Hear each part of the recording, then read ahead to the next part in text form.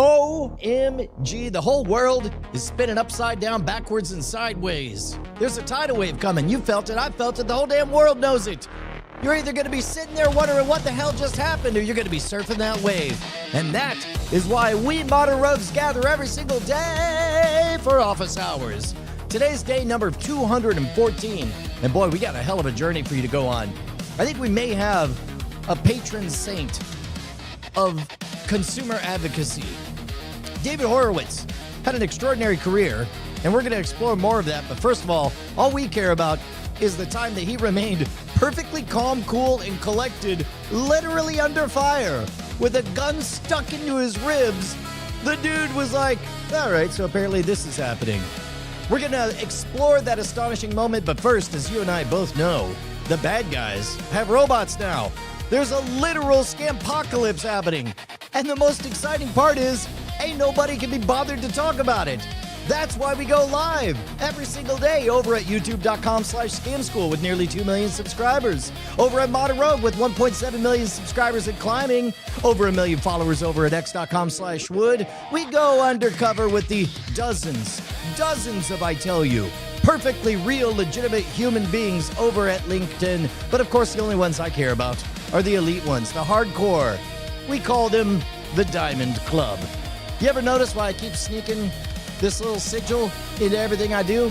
Showed up on international television.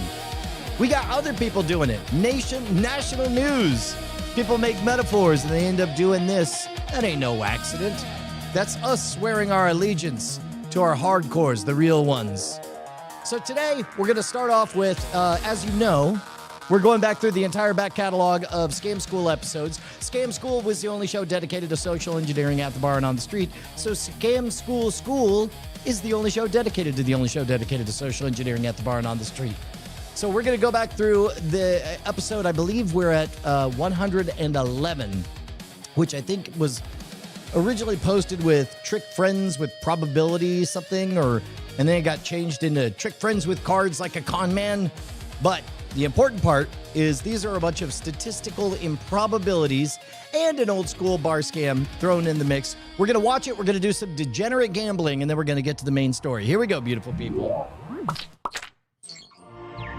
Everybody is an idiot about math, and that's good because it'll make you money.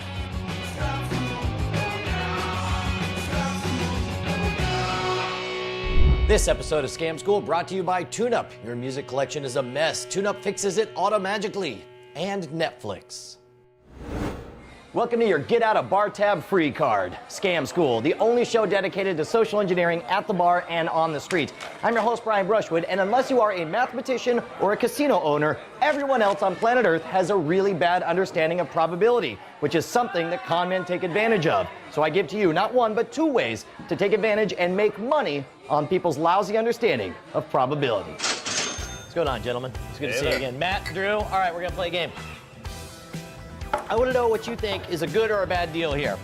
How many, and I'm going to ask you first, Matt, how many face cards are there in a deck of cards? 9. So 16.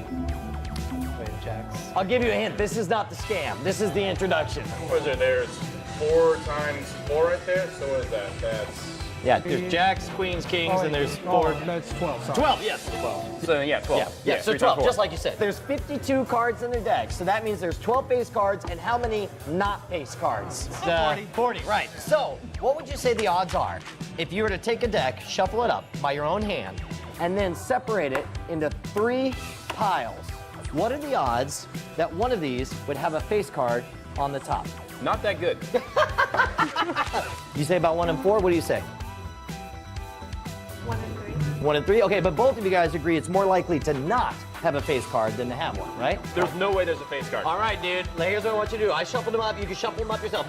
Mix them up, and then you can give it a few cuts, whatever you want to do. No, we're going to do a Vegas style right here because I know you're shady. Wow. Yeah. Wow. That just happened. What's funny, it's like there's 2 people that shuffle this way, Vegas and toddlers. So if there's no face card, I'll buy you guys drinks. If there is a face card, you buy me drinks. 1, 2, 3 piles. Let's see it. Oh, wow. Oh. Interesting. Yeah. All right, no face card. No face card. No face card. Oh, we got the 9s going. Bada bing, bang. There it is. All right. doesn't count. Come on, dude. Come on. Oh! Huzzah! Oh, I got 2 of them. Booyakasha. Thank you very much. Most people, given this problem, say that there's 12 face cards and 40 non-face cards, so they put the odds at 12 to 40. They say that most likely there's not a face card in there. But the true odds are roughly, the way I heard it was that it's 6 to 5 in favor of there actually being a face card. Now, the great thing about Scam School is we got genius mathematicians who will instantly give us the exact true answer on the forums. But I do know for a fact that more often than not, there will be at least one face card on those 3. But you guys did a great job. Thank you so much, man. Will, you're there. Yeah, so one of the keys to thinking of these statistics and probability things, notice that by having 3 different piles, you get 3 at-bats, basically. There are 3 opportunities to play that. And so in order to not get a face card, let's say it is 1 1/3, roughly. In order to not get a face card, you have to successfully dodge a face card 3 times. So if the odds are 2 out of 3 that you're gonna miss it, then it's 2 out of 3, which is 66%, times 66%, which reduces it, times 66%. So the odds get lower and lower. Again, intuitively, if you picture 100 piles, you know at some point you're going to get a face card. It becomes impossible to not. So when you flip probability, not of what are the odds something will happen, but think of what are the odds that you'll repeatedly not have it happen, you'll get a different answer. Also, shouts out to fixing your ID3 tags from 2010. Yes! You guys know 3-card Monte, right? It's also called Follow the Lady, where you're supposed to find the queen. What are the odds that out of 3 cards, you'll pull out the queen? 1 out of 3. That's right. What are the odds that you won't find the queen? 2 and 3. 2 and 3, right? And so now we're gonna up it. We got 2 queens and 4 non-queens. We got 2 jacks, 2 queens, and 2 kings. I'm gonna scoop them together, shuffle them up. You're gonna pull out 2 cards. Okay. What are the odds that you're gonna get a queen? 1/3. 1/3, yeah, it would be 1/3 again. 1 out of 2? 1 out of 6. You say 1 out of 6 are the odds that you get a queen? Something out of 36. Something out of 36. Fair enough. Because you got 2 queens. Right. There's 2 out of 6 cards. You have 33% chance of getting a queen. Exactly. Here's what we want to know. More likely that you will get a queen or that you won't get a queen. There are 4 non-queens, 2 queens. Won't. You say won't. What do you say? Will. Just because he said won't. So we all agree that it would be more likely that you will not get a queen than get a queen, right? Yeah. If you don't have a queen, I'll buy you a beer. But if you do get a queen, I buy you a beer. you gotta buy one for me. All you have to do to win is pull out 2 cards, pick out any 2. All right? That's 1. That's 2. Pick 2 cards. This one Yep. and this one. All right, let's see. Oh, a beer for Brian! Do you win a drink or do you owe me one? Yeah! If there's no queen, I'll buy you both drinks. But there is a queen, so you gotta buy me drinks. You got the queen. Oh my goodness, I can't believe it. Very good. Well done. Look at that. I can't believe you got a winner. Wow. The way people perceive this one is because there's 2 queens, which would be a loss, and 4 non-queens, which would be a win. People perceived it as 2 to 4, right? What makes the difference is that you're trying the same trial twice. The true odds are actually 6 to 4 in favor of you getting a queen. 60% of the time, you're gonna win. You're not always gonna win with this one, but 60% of the time, you will get a queen. Do realize that 40% of the time, you are gonna lose, but more often than not, if you do an even money bet, a queen's gonna end up being a winner. Thanks a lot, guys. Awesome job.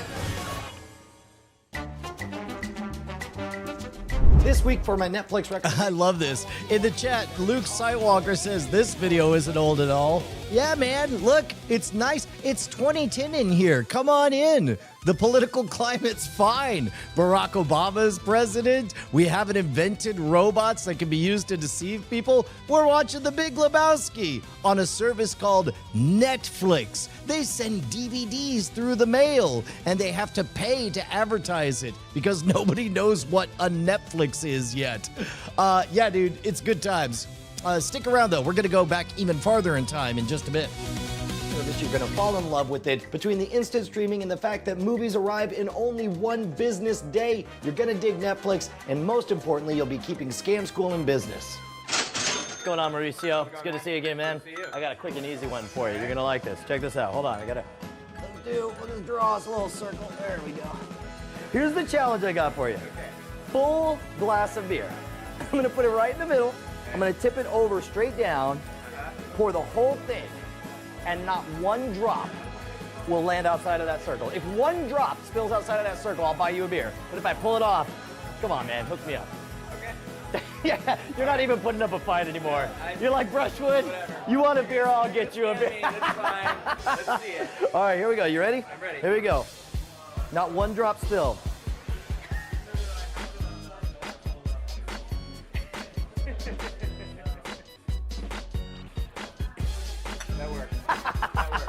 All right. Now you'll come up with your own presentation for these bits, but remember that in the long term, the statistics are going to work out in your favor. In the short term, however, you may end up buying a few free drinks for your friends. Don't worry about it. You'll make it back and then some. I want to hear about your thoughts, your suggestions. Hit us up at the boards at revision3.com/scamschool. And if you want to suggest your favorite bar scam to appear on this show, write me directly at brian@revision3.com. If you're doing the Twitter thing, you can follow the show at twitter.com/scamschool, or find out when I happen to be in your hometown doing a public event at twitter.com/schwood. Next week, we're going to be documenting my long-running campaign to become the presidential nominee as Scam Czar. But until then, I need to get a little more cash so I can get back to the blackjack table. Let me see if I can get the...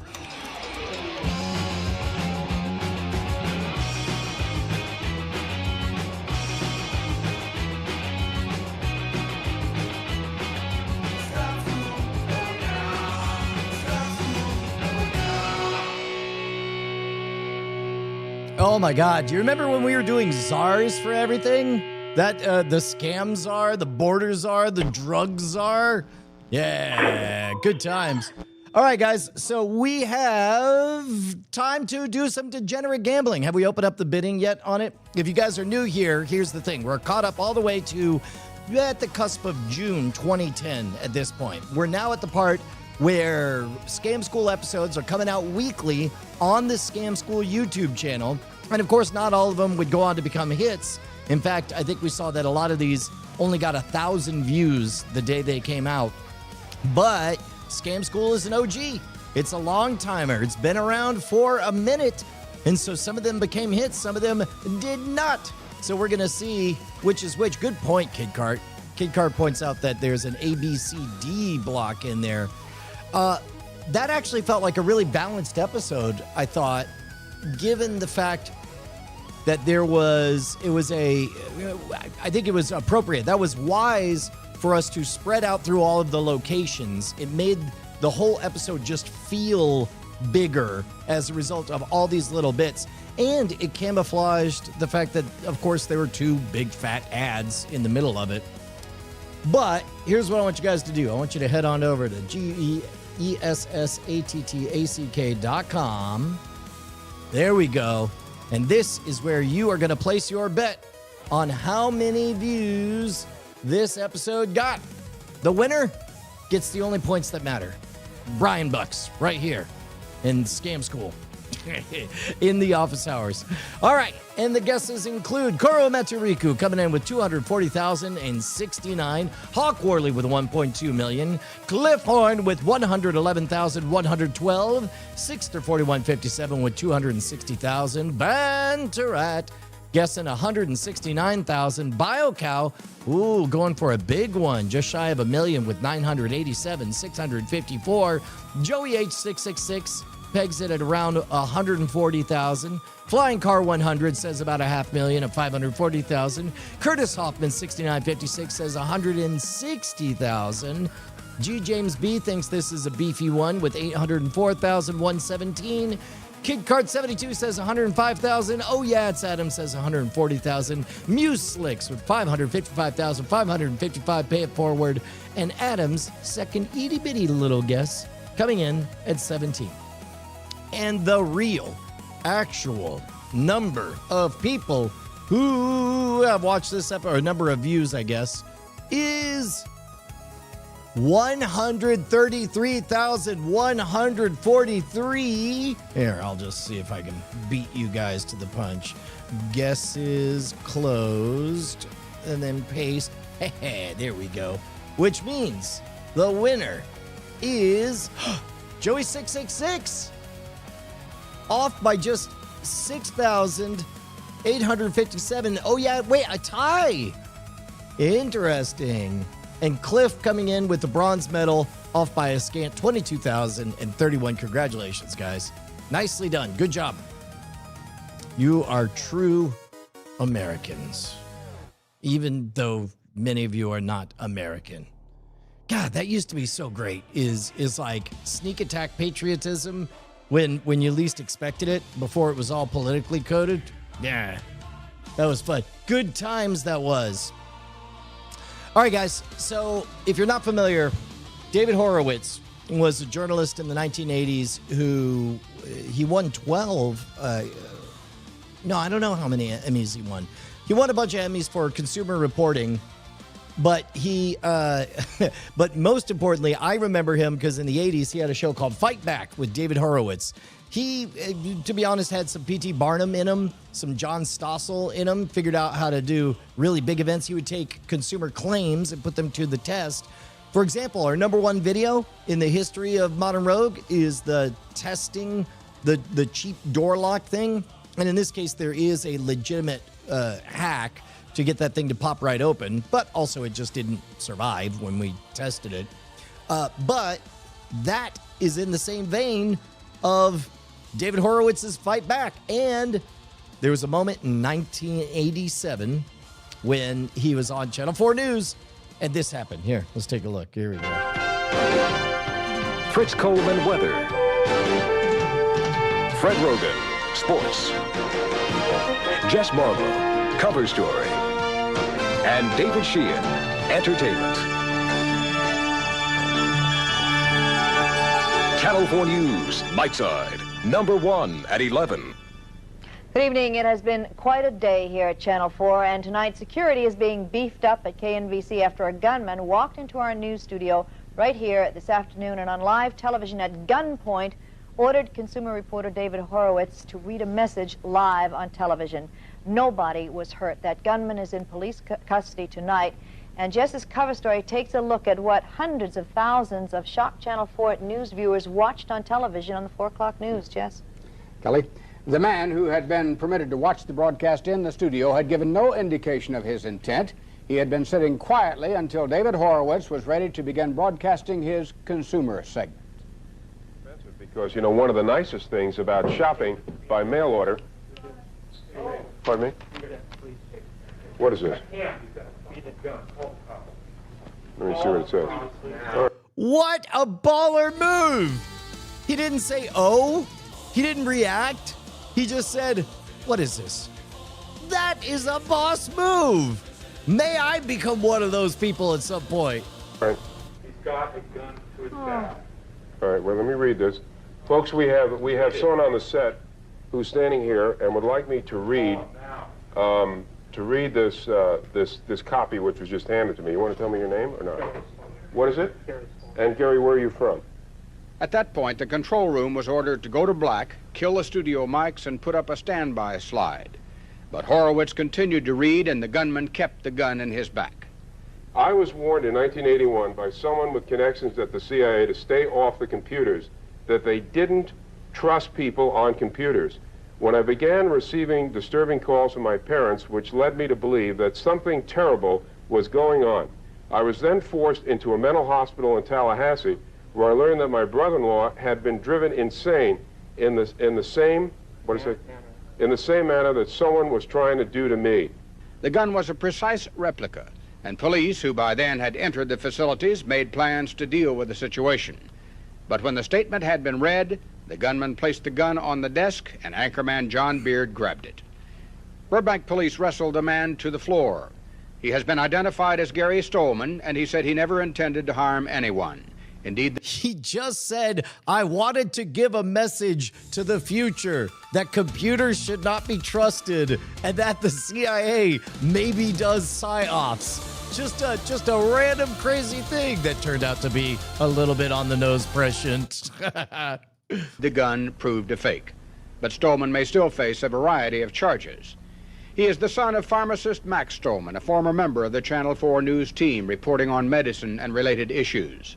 Max Stolman said, "I do have a sick son. He has been hospitalized a number of times. I am thankful he wasn't killed."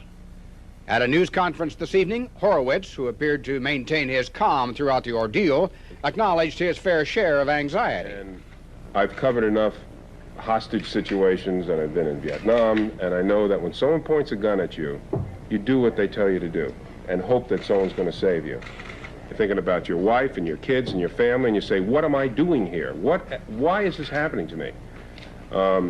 And you just try to maintain as much cool as you possibly can, because I realize that if you do anything out of course, as far as this person is concerned, I don't know whether the guy was a terrorist or a wacko or somebody that was trying to get even for something. You don't know who's there.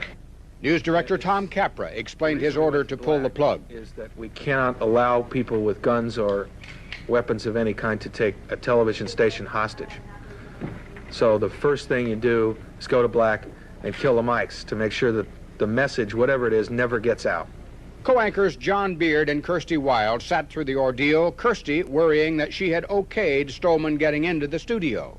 He called me to get in. You can't just walk in here. He called me and said that he was Max Stolman's son and he lived in the East and that he had never had the opportunity to see his dad while he was on our air, and could he come down and watch the show. He had a pass, I noticed the pass on his chest. That's right. And nobody noticed anything out of the ordinary until David is on. He's standing behind David, and at first we thought it was just someone who was mixed up, confused, didn't realize he was in the way. Once the crisis had ended, there was time for reflection and concern for Max Stolman, the gunman's father. Max is a terrific guy. Max is just one of the nicest people in the entire world. Absolutely. And it is awful that this should happen to anyone connected with Max. He's just, and you know, we love him. Gary Stolman remains in custody. Charges may await a psychiatric evaluation. No one was injured, as Kelly indicated, and the principals involved are tonight regaining their composure. Security has been tightened to the extent no one is permitted in the studios without a permanent pass. Visitors' passes will no longer be accepted. Yeah. Oh, keep in mind that one of the things they have to do in the moment is explain like they're mitigating. Have you been thinking about buying? They're mitigating future. Sorry, Kelly Lang. There we go. They're mitigating future threats of this exact thing by explaining policy changes and saying no, not again. But in this case, I wonder how many. Let's do Fight Back David Horowitz.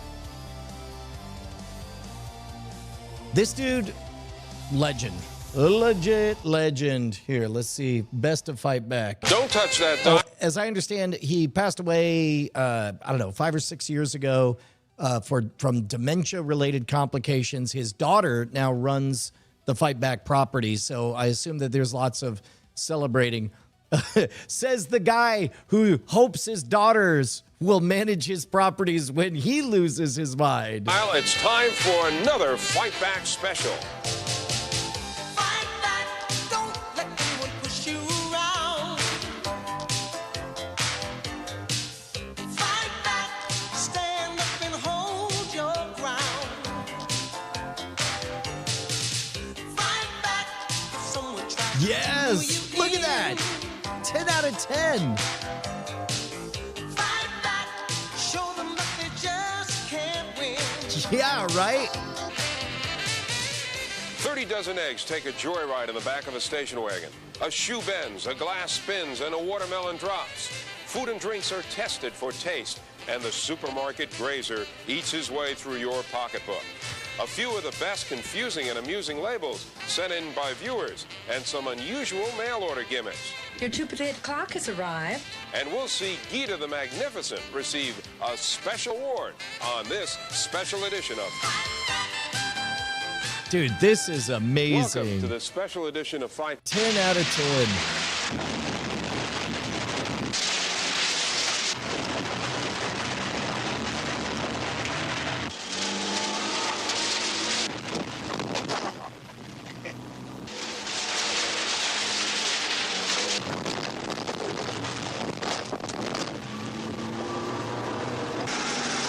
Let's hope it's the year that Robotron is set in. And John now Brands. the results.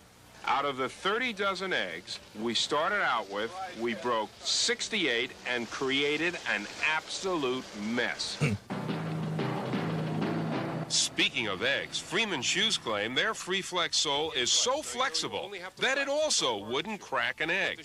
A member of our studio audience tried this one for us. Tell us what you feel. That's kind of shaky, but it's working. Now that's pretty good because, as we'll see in an upcoming Scam School episode, those eggs really do have, as long as the pressure's even enough on them, really resilient shells. So that's a good trick. And just to show you that it was a real egg, that we're not playing games, what we're going to do is we're just going to break the egg. That would be a weird flex to call your show Fight Back and be a consumer advocate and then mess with it and use a fake egg. Cling wrap commercial. The top of the glass was sealed and then tossed up in the air. It spun around and was caught without spilling a drop. And now we're ready for our challenge. But you know something? In case this thing should spill or I don't catch it, I could get it all over myself. You know what I think I'm going to do? I think I'm going to change my clothes. Ah, that's better now. Magic. And now the moment of truth. All right, here we go.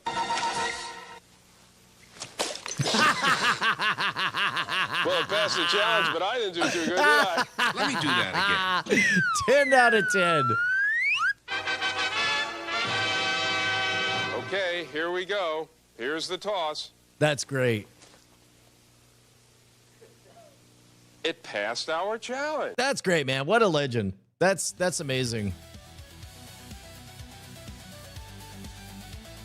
Let's see what else. Melon kind of messed things up a little bit. But you know, being in the supermarket always seems to make me hungry with all these wonderful smells. And what we're going to do is we're going to have some unique taste tests. But first, we're going to have to take this short break. Oh. This is a clip episode. Substitutes, soft drinks, desserts, coffee, sandwich spreads, and much more. Each product always claiming it tastes better than its leading competitor. Ah, brilliant. We even tested a taco so fresh it was supposed to explode. But the taste test that drew the most media attention was just after Coca-Cola changed its formula. Oh, let's talk about this. Did you guys know that Coca-Cola, this was not the first time they had changed their formula? If memory serves, I believe they had changed their formula 12 times prior. In fact, let me fact check that. Let's do this. We'll just do thinking, change it to standard. How many times has Coca-Cola changed the formula before they announced it in the 80s? Yeah, let's see what this says.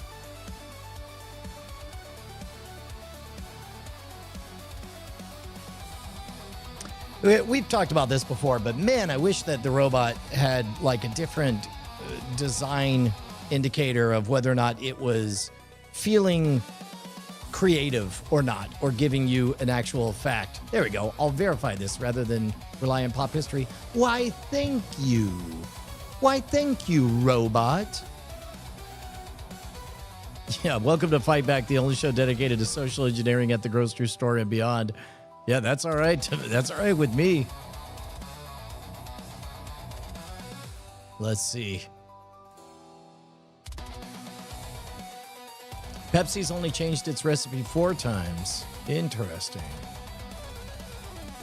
Oh, man. Yeah, I was old enough to remember New Coke being a international incident. Songs were made imploring people to bring back the taste of Coke. And then they did a face-saving move of coming back with, we're keeping the new Coke, but also we have Coke Classic. And then everyone just liked Coke Classic, and then it became the original. Also, Kid Cart, I too am an RC drinker because I perceive my identity as someone who doesn't perceive their identity when drinking a soda.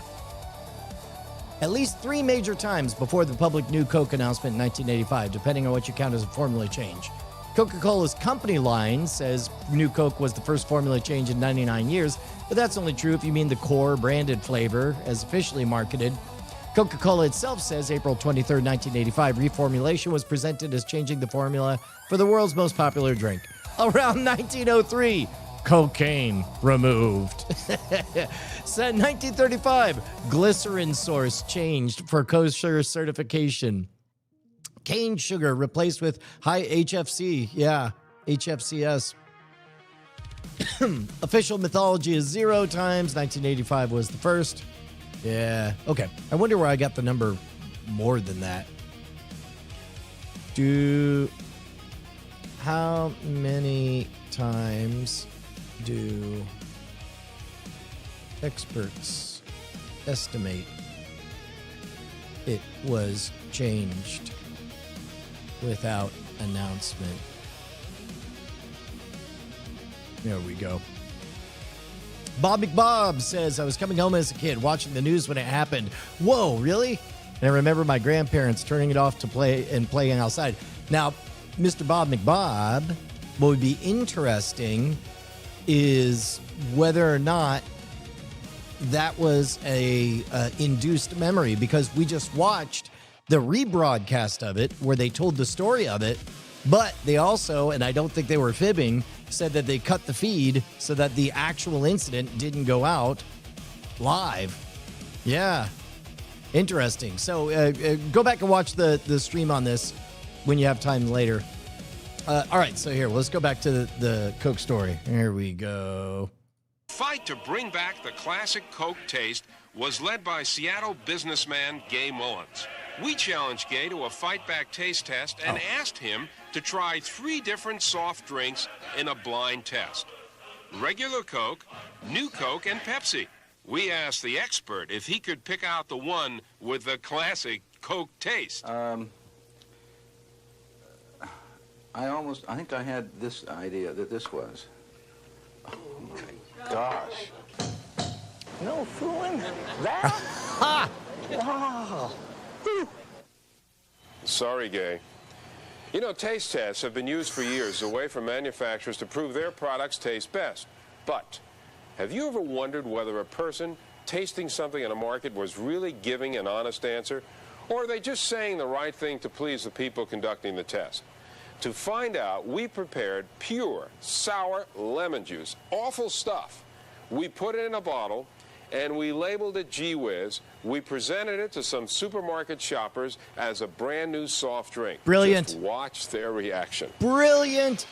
Now, here's what's happening. Of course, there's immense social pressure when it comes to, and we saw this as we watched the old episodes of Scam School. It's very difficult to pierce the layer of authenticity, especially back in the old days where you would have more and more amounts of equipment. All of that crafts social pressure that creates moments of compliance like this. This is amazing. Whiz, this is good. It's interesting. What do you think? Shouldn't even good. Tangy.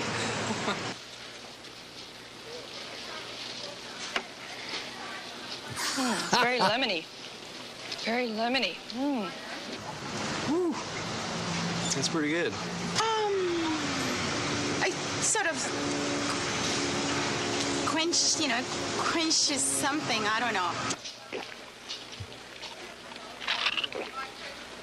Very good. It's good. Now, you can see that they were all just trying to be kind, but when we served the same drink and told them it was a put-on, they gave us a different opinion. It's horrible.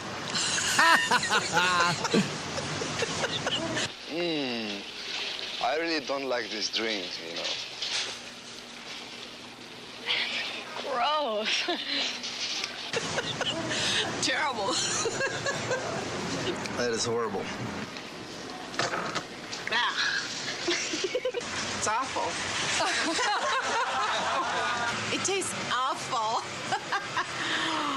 It really does. But why would you have me take 3 sips of it? It really is awful. What a wild mixture of, like, some of these are shot on video, some of them are shot on film. Give me a rollator or something. Now, what are they saying here? Jesus tastes awful. You're right. Wait a second. It looks like someone has been snacking at the supermarket's expense, this open package of cookies. You know, this is one of my main gripes, and it's something that you see all over the market. Okay, hold on. Hands up if this is a real thing that exists nowadays. Has anybody encountered this nowadays, or are we in such an age of abundance where the very nature of this is alien to us? Grapes, G. James B says. Okay. I believe that there are grape thieves out there. You see it all the time at your local store, Vegs? Oh, that's crazy. Yeah, I don't know. Half open Red Bulls? Oh my gosh. Get out. I've never seen half a hot chicken bag stuffed on a shelf. Yeah, I haven't seen it much really either, Argyle Gargoyle. Open meat packages? Slices of cheese missing. A package with one less bun and some ripped up lettuce. Ever wondered how these things got here? Watch. Now, this is interesting because it's not clear what we're meant to be experiencing. If we're meant to believe that this is an authentic moment, or well, I guess they're withholding information.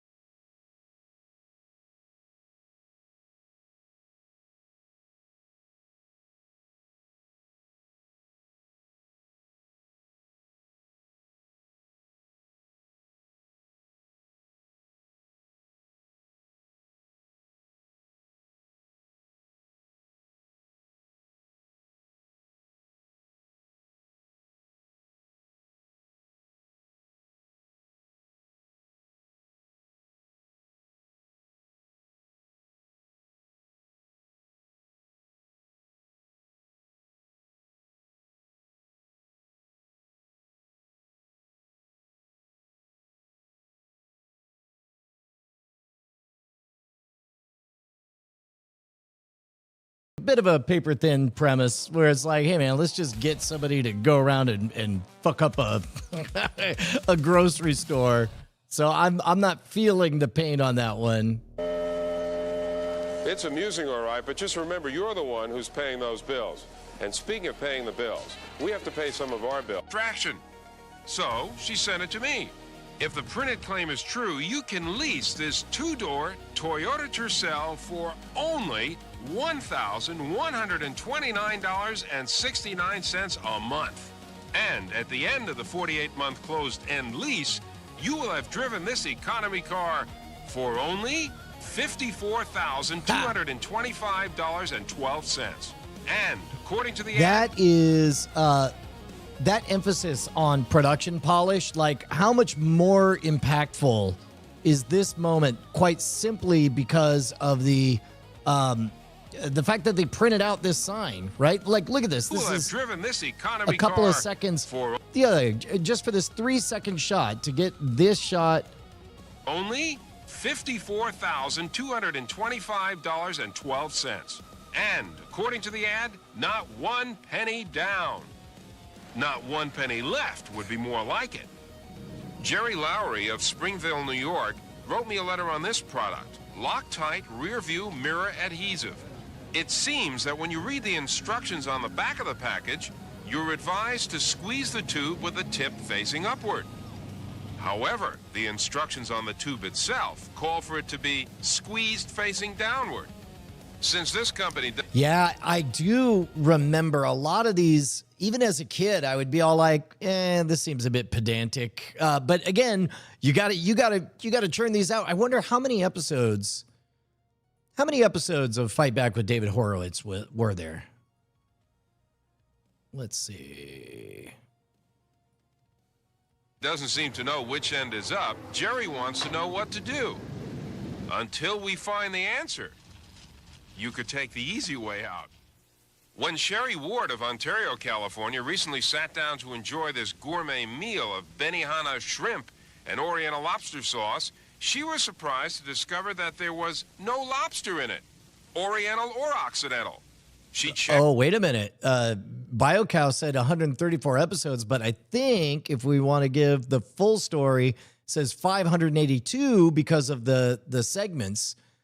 So that includes California Byline from 1976 to 77, Consumer Byline from 77 to 80. Then it became Fight Back in 1980. Wow, 582 episodes. The main director, Glenn Swanson, is credited with 581. That's amazing. The description on the box. She was further perplexed to find in small print under Oriental lobster sauce, pork and egg sauce. Sherry writes, this is very misleading. Well, I hate to be the one to tell you, Sherry, but there's no such thing as mock turtle, a Welsh rabbit, or an Oriental lobster. An example of express mail. Yeah, to get serious, mail order is $1 billion business in this country. But what often happens is you send for something, and when you receive it, it's not what you thought it was. Ooh, So, we decided that's a good question. Did anybody send away for things by mail? 40 brand new unwoven cotton or rayon super quality towels for $1.75? Sounds like a good deal to me. But wait, there's more. You can order 10,000 for only $227.45 and have your own big profit mail order business. Now, from this description, you would imagine the towels to look like this, right? Wrong. Here are those beautiful new perfect towels in assorted pastel colors. We knew ads like this to exaggerate a little, but this is ridiculous. This unusual item was advertised as the two-potato clock, meaning that all you needed to keep it running was the power of 2 potatoes. I sent for one, and the first thing that I noticed was potatoes not included. Well, everyone should always keep a couple of potatoes on hand for emergencies like this. Now let's see. The yellow probe here, and the black probe here. What am I doing? A grown man sitting in his office sticking probes into potatoes? I bet he sold so many of these. This thing works. The potato took a sticking and the clock keeps ticking. Sound familiar? What else will run this clock? Avocados, cucumbers, limes, salt Use your water, imagination. soda pop, sweet potatoes, and under other it says, use your imagination. Well, that's exactly what I did. I mean, this is brilliant. This was a very good ad for this product. Ad for a park bench was sent to me by Elizabeth Fretzen of Agoura, California. Regularly $34.99, now only $17.49. The ad never actually gave any dimensions. Oh my but God. Elizabeth thought it looked like such a good deal. That's she brilliant. ordered one. However, as you can see, it isn't quite what she expected or what I expected. It is. God, they had to love. They had to love finding these 100% obvious ripoffs. This is That's advertised gold. as the world's smallest Victrola. Unboxing videos, yeah. That is later what became of this. Well, this ad certainly tells it like it is. And if you like conversation pieces, it's yours for $14.99. I like this item, especially if they could add this tune to their collection.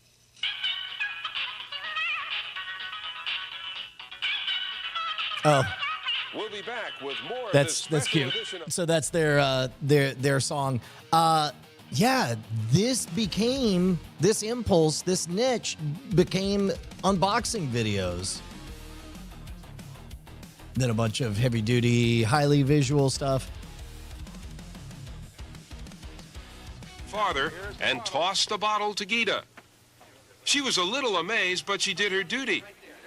She took it underfoot and squashed it good to the last drop. So tough, even an elephant can't break it, said the makers of Cambro plastic salad bowls. But they hadn't met Gita. And here we go. The mighty Gita applies full pressure. It's starting to go. Let's hear it for Gita. But wait, there's more.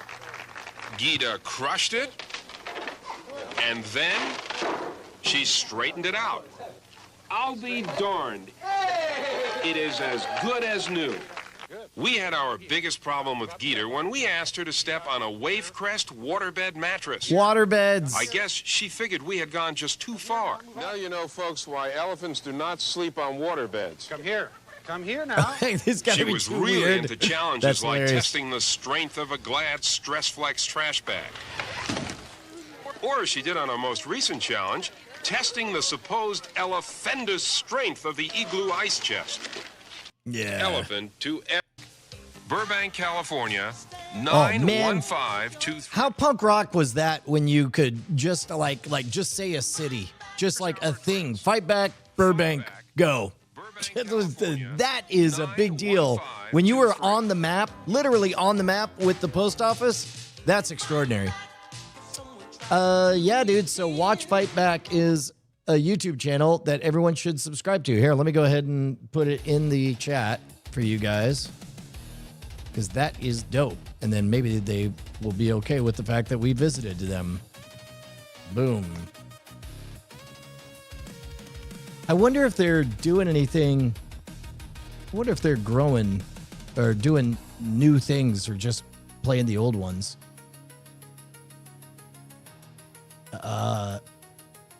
Oh, look at this. This is interesting. So this was posted when? 1 day ago they posted this.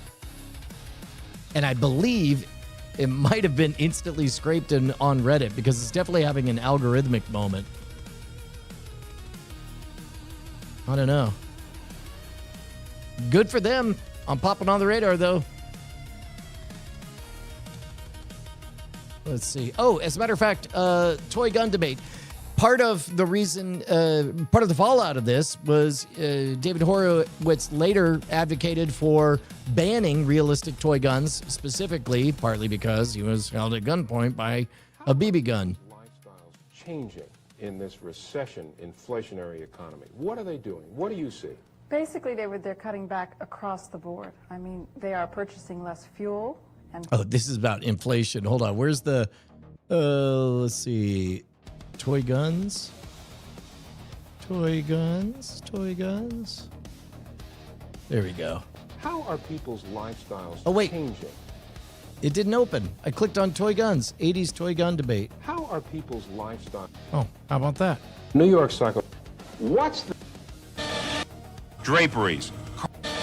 All it takes is a drill, an ice pick, and a twist of the wrist to move the bolt mechanism and open the door. But the makers of the Champs lock shield say, Is that how you drill? I always thought you just drilled right through the front. pick and a twist of the wrist to move the bolt mechanism and open the door. That's pretty but good. The makers of the Champs lock shield say that can't happen with this simple metal plate installed inside the lock. Champs distributor Ted Lawson came all the way from Dallas to prove that claim. How does it protect the lock? Well, it's a tempered steel. Show us. To a professional lock picker. Michael Scott is a former burglar. Can he get past the Champs lock shield? What's happening here is some type of sleeve or something down there that's keeping me from putting the tool down there to move the latch back. Yeah, so apparently it worked. Anyway, shouts out to a legend, David Horowitz. Right on. All right, beautiful people, that is going to be it for today's Office Hours. Don't forget, officehours.themodernrogue.com. This beautiful, incredible document, officehours.themodernrogue.com. Brought to you by Sign. And then we will check that one and put that in the banks. So we'll see what ideas we got for you guys tomorrow. You guys are the best. Oh, shoot. I forgot to even turn on the whiteboard. Look at that. This is amazing. You guys are amazing. Yes. All right, guys. We will see you guys tomorrow.